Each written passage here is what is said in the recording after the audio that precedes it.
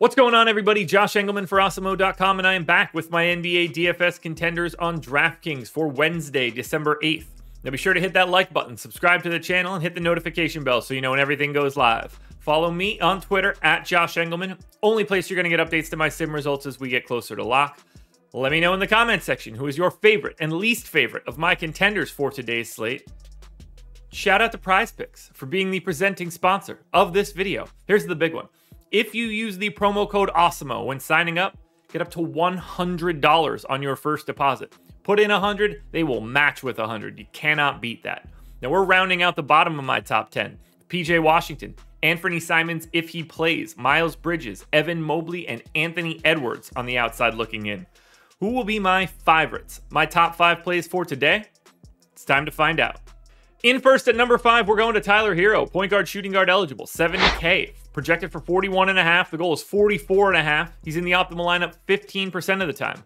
No Jimmy Butler in this one, no Bam Adebayo, which means Tyler Hero is going to get full reign to do whatever it is that he wants to do out there. 35 minutes, close to 1.2 fantasy points per minute, 31% usage. Yeah, nuts. 23 points, almost 7 boards, 4.5 assists, maybe a stock. Slight pace up spot against Milwaukee. Difficult matchup in general just for Hero. He's going to get a lot of attention from pretty decent defenders, but it doesn't really matter here. Tyler Hero gets such a big bump with no Bam and with no Jimmy Butler that he is in at number 5. At number 4, I'm looking at Cole Anthony, point guard eligible, 7,600, projected for 43. The goal is 47. He's in the optimal lineup 16% of the time. Plays massive minutes. I got him in for 35. 1.2 fantasy points per minute because there's no Jalen Suggs out there to steal any shots.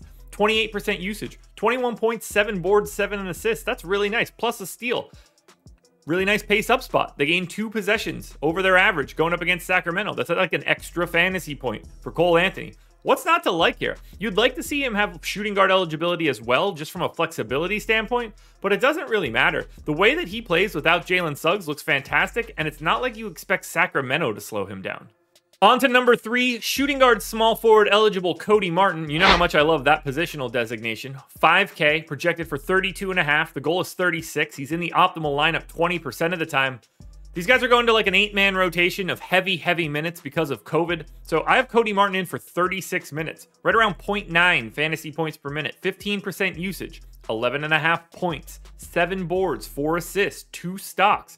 It is a pace down spot against Philly, but we just saw this exact same matchup 2 days ago. We saw Cody Martin play massive minutes. They don't really have many alternatives to giving him those minutes. So if he's playing 36 at shooting guard, small forward, guard forward utility, there's not too much better on a day like today in terms of guys that just make your lineup work better.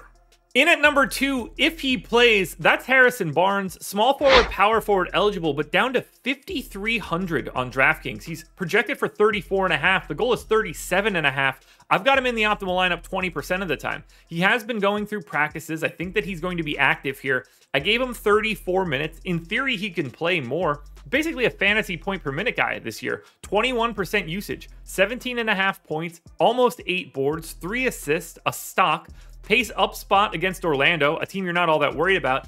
If Harrison Barnes is in, he's significantly underpriced to where he normally is for this season.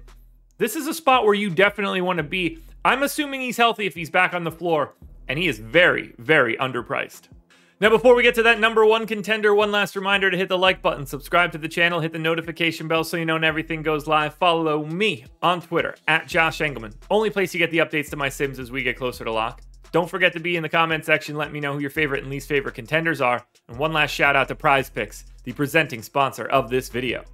Closing it out at number 1, small forward eligible Norman Powell, 4,800, projected for 33. The goal's 35. He's in the optimal lineup 25% of the time. No Dame, no CJ, potentially no Anthony Simons or no Nas Little. They've got a lot of Q tags as well. If Powell is in, we're getting 36 minutes or more. Not 0.9 fantasy points per minute and a ton of usage. 26% here, 21 points, almost 4 boards, almost 3 assists, a stock and a half, pace up spot against Golden State. Terrible matchup, but the Blazers are sort of running out of bodies and they don't have a lot of guys that do what Powell does. He's in a fantastic spot here. 4,800, not nearly enough with those 2 guys out. So Norm Powell is your number 1 contender for today.